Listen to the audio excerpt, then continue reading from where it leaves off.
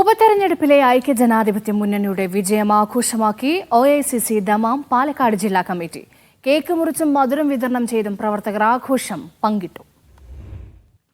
വയനാട്, പാലക്കാട് മണ്ഡലങ്ങളിലെ ഉപതെരഞ്ഞെടുപ്പ് വിജയം ആഘോഷിച്ച് ദമാമിലെ OICC പ്രവർത്തകർ.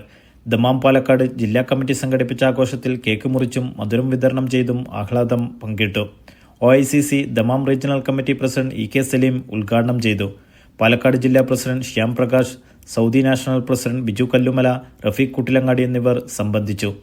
ഒരു പ്രത്യേക സമുദായത്തെ ലക്ഷ്യമിട്ട് വർഗീയ വിദ്വേഷ പ്രചരണം നടത്തിയ CPM-ന് ജനം ബാലറ്റിലൂടെ മറുപടി നൽകിയതാണ് പാലക്കാട്ടെ രാഹുലിന്റെ മിന്നുന്ന വിജയമെന്ന് പരിപാടിയിൽ സംസാരിച്ചവർ പറഞ്ഞു. അബ്ദുൽ ഹക്കീം, പ്രമോദ് പൂപ്പാല, സന്തോഷ്, ഷാഹിദ്, സവാദ്, ഷമീർ എന്നിവർ നേതൃത്വം നൽകി. Media 1 Dammam.